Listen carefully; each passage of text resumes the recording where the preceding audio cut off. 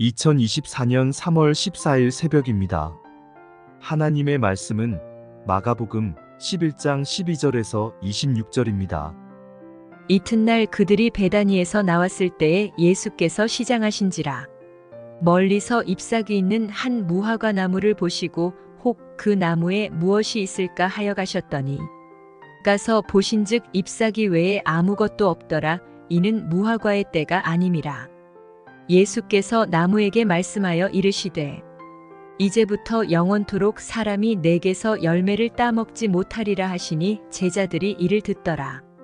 그들이 예루살렘에 들어가니라. 예수께서 성전에 들어가사 성전 안에서 매매하는 자들을 내쫓으시며 돈 바꾸는 자들의 상과 비둘기 파는 자들의 의자를 둘러 엎으시며 아무나 물건을 가지고 성전 안으로 지나다님을 허락하지 아니하시고 이에 가르쳐 이르시되 기록된 바 내 집은 만민이 기도하는 집이라. 칭함을 받으리라고 하지 아니하였느냐. 너희는 강도의 소굴을 만들었도다 하시매 대제사장들과 서기관들이 듣고 예수를 어떻게 죽일까 하고 꾀하니 이는 무리가 다 그의 교훈을 놀랍게 여김으로 그를 두려워함일러라. 그리고 날이 저물매 그들이 성 밖으로 나가더라. 그들이 아침에 지나갈 때에 무화과 나무가 뿌리째 마른 것을 보고 베드로가 생각이 나서 여짜오되 랍비여 보소서 저주하신 무화과 나무가 말랐나이다. 예수께서 그들에게 대답하여 이르시되 하나님을 믿으라.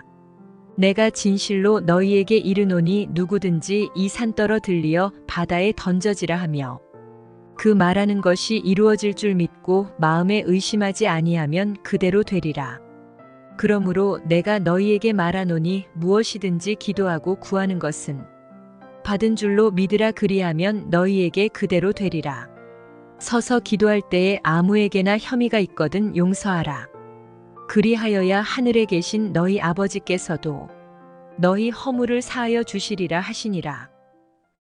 하나님 말씀을 증거하겠습니다. 오늘 본문은 무화과 저주 사건이 나오죠.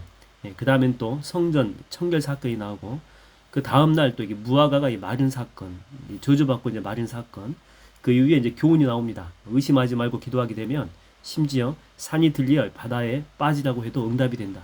그러니까 믿음으로 하는 그 기도의 강력함에 대해서 이야기를 하고 있습니다. 특별히 오늘은 무화과의 저주 사건과 성전 청결 사건을 연결해 가지고 살펴보겠습니다. 일단 이렇게 주님이 무화과를 저주한 이유는 13절에 보면 나오죠. 나무에 무엇이 있을까 해가지고 가까이 가셨는데 잎사귀밖에 없었더라 라고 하는 것입니다.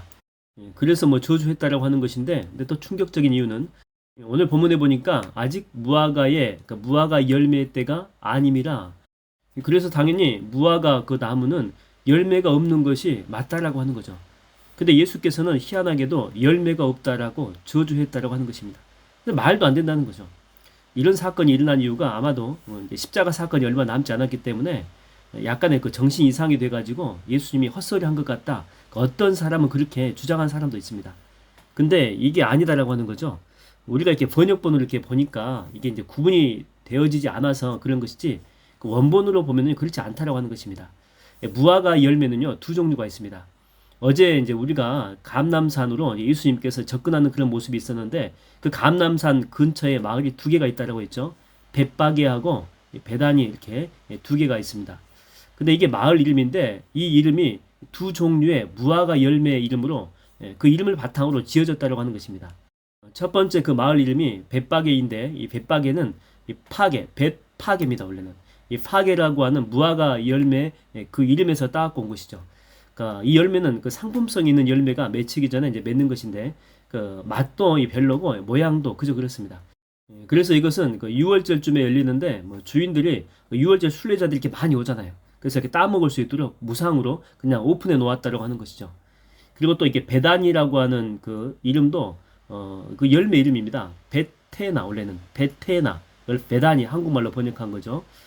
이 테나라고 하는 무화과 열매는 이것은요 상품성이 있는 좋은 열매입니다. 맛도 있고, 파게가 열리고 나서 그걸 따낸 그 자리에서 이 테나라고 하는 열매가 그 자리에서 이제 열리게 된다고 하는 것입니다. 자, 이런 선 지식을 가지고 이제 본문을 보게 되면 이해가 되는 것이죠. 해석이 됩니다. 그러니까 주님은 유월절쯤에 순례객들한테 무상으로 주어지는 그 파괴 열매를 얻으려고 무화과 나무한테로 갔다라고 하는 거죠. 보통은 이 순례자들의 굶주린 배를 채워주는 이 파기가 이쯤에 많이 열리기 때문에 그렇습니다. 근데 가보니까 당연히 있어야 되거든요. 파괴 열매가. 근데 열매는 하나도 없고 잎사귀만 가득했다라고 하는 것입니다. 그래서 이 당연히 맺어야 될 열매가 없는 그 무화과 나무를 저주한 것이죠. 자, 그러면 성경에 나와 있는 아직 무화과의 때가 아니다라고 하는 이 무화과는 그렇죠. 이 파괴가 아니고 태어납니다. 아직 태어날 때는 아니었기 때문에 주님은 이 파괴 열매를 찾으러 갔는데 없었기 때문에 당연히 있어야 되는데 없었기 때문에 저주를 했다. 이런 의미를 가지고 있다라고 하는 것이죠. 그러니까 주님이 정신 이상자가 아니라 무화과를 저주한 이유는 굶주린 백성들의 허기진 배를 채우기 위해서 유월절쯤에 있어야 돼요. 그 파괴가. 근데 없었기 때문에 이런 파괴 정도의 열매도 없었기 때문에 그래서 심판하셨다라고 하는 거죠. 뒤에 보면 그 성전 청결 사건도 마찬가지입니다. 주님께서 성전에서 장사하는 그 사람들의 그 장사판을 다 뒤집어 엎어버리거든요. 그러니까 왜냐하면 당연히 성전에서는 기도 소리가 크게 들려야 마땅하잖아요. 기도 소리가 들리는 것이 이게 파괴예요, 파괴. 이게 최소한의 신앙생활이죠. 근데 들려야 될 기도 소리는 전혀 없고 무엇만 가득합니까? 그죠? 사람들의 소리만 가득한 거예요. 잎사귀만 가득한 거죠. 얼마나 이렇게 심했는지 주님은 너희들이 강도의 소굴을 만들었다라고 할 정도입니다. 그래서 무화과를 저주했듯이 장사판을 전부 다 뒤집어 엎듯이 주님은 심판을 하셨다라고 하는 것입니다. 핵심이 뭐냐면은 당연히 이렇게 무엇인가, 최소한의 무엇인가가 있어야 되는데 근데 있지 않음에 대한 그 실망감이 가득했다라고 하는 것입니다. 말로 먹고 사는 한 방송인이 있었는데 뭐 자기는 이렇게 다른 사람을 이렇게 웃기고 감동을 정말 많이 주거든요. 꽤 유명한 사람입니다. 뭐 근데 이걸 1년에 400회 이상을 했대요. 그렇게 강의를 하다 보니까 뭐 극심한 탈진과 우울증이 오게 된 것이죠. 그러니까 이 사람이 착각한 게 뭐였냐면 다른 사람들한테 많은 감동을 줬잖아요. 그래서 다른 사람들이 뭐 감동받고 은혜 받는 걸 이렇게 보고 자신도 당연히 받고 있다라고 착각했다라고 하는 것이죠. 근데 아니다라고 하는 것입니다. 다 퍼주고 자기 자신은 계속 공허감 가운데 있었다라고 하는 거죠. 그래서 이렇게 극심한 갈등을 겪다가 또 방송인이니까 또 이렇게 정신병원에 갔다 이렇게 이야기하게 되면 또 소문나게 되면 자기한테는 또 안 좋은 영향이 있잖아요. 그럼에도 불구하고 자기 살려고 정신과 병원에 찾아간 것이죠. 부끄러움을 무릅쓰고 찾아간 것입니다. 가보니까 이제 어르신 의사가 이렇게 앉아있더래요. 묻더래요. 어떻게 오셨습니까? 뭐 얼굴도 쳐다보지도 않고 그냥 컴퓨터 화면만 이렇게 보고 있더래요. 그래서 이렇게 이제 답을 했다는 거죠. 선생님, 제가 지금 상태가 목숨이 두 개가 있다면 하나는 자식들이 있기 때문에 뭐 살려놔야 되고 또 하나가 더 있다면 정말 죽고 싶은 그런 마음이다라고 하는 것. 그만큼 심각한 상태라고 하는 것을 고백한 거죠. 당연히 이런 말을 들으면 선생님이니까 어떤 반응이 있어야 마땅합니까? 아, 뭐 젊은 양반이 힘드셨겠네요. 뭐 이런 말이 나와야 정상 아니겠어요? 근데 컴퓨터에 앉아가지고 이 사무적인 태도로 그냥 자판기에 이렇게 입력하더래요. 죽고 싶었다 이 말이죠. 그냥 이렇게 적더라는 것입니다. 그러니까 이분이 막 화가 나가지고 이 방송인이 화가 나가지고 마음속으로 이렇게 말하고 싶었대요. 선생님, 계획 바꾸었습니다. 당신 죽이고 나 죽자. 그러니까 이 정도로 마음속에 이렇게 불편함이 그 화가 치밀어 올랐다라고 하는 것이죠. 그러니까 뭐 엄청난 위로가 아니라 뭐 최소 이 정도의 위로를 이렇게 기대했는데 이제 파괴 정도죠.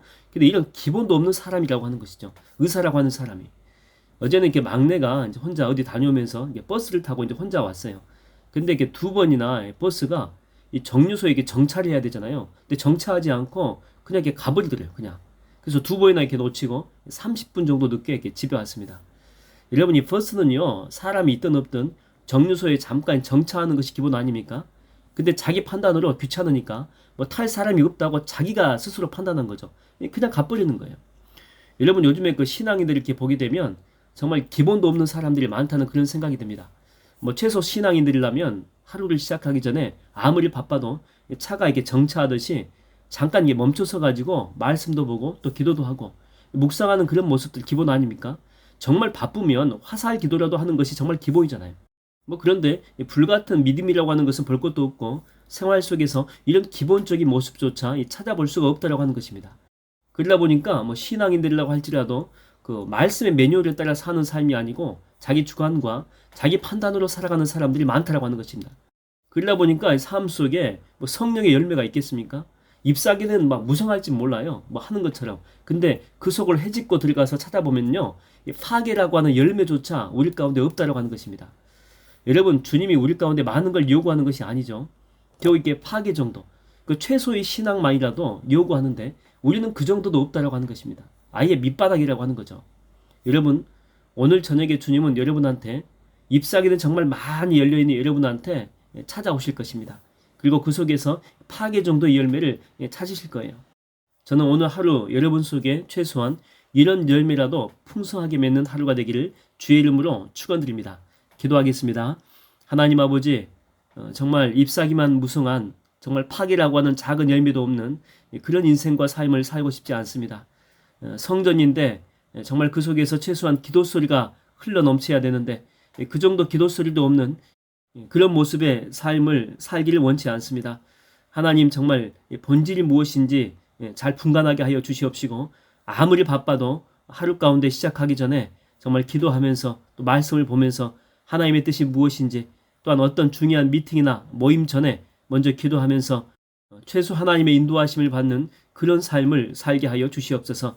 그래서 오늘 하루가 끝났을 때에 파괴뿐만 아니라 태어나라고 하는 극상품의 열매까지 맺어갈 수 있는 축복의 하루가 될 수 있도록 나를 인도해 주시고 성령으로 충만케 역사하여 주시옵소서. 예수님의 이름으로 기도하옵나이다.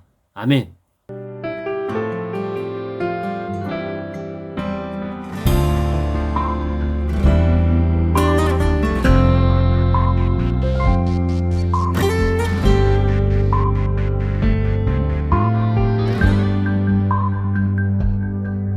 날이 저물어 갈 때, 빈들에서 걸을 때, 그때가 하나님의 때,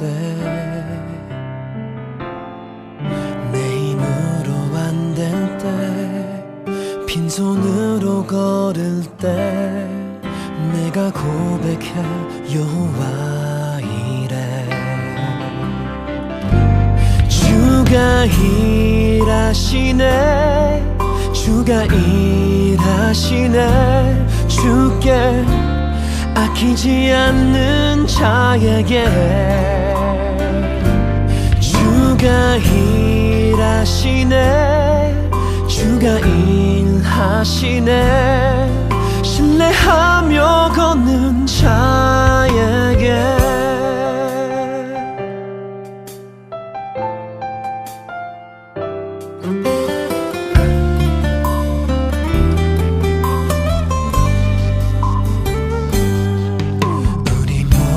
이곳에 주님 함께 계시네, 누리네 아버지 은혜.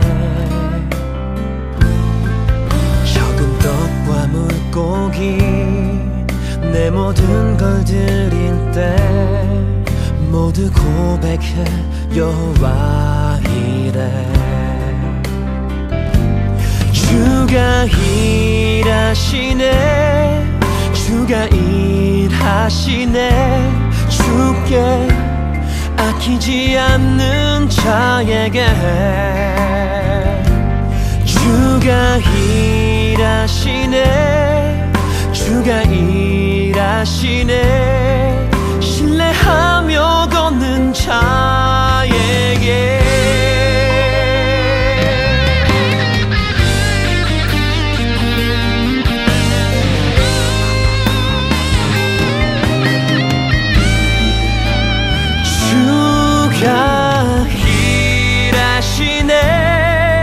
주가 일하시네, 주께 아끼지 않는 자에게. 주가 일하시네, 주가 일하시네,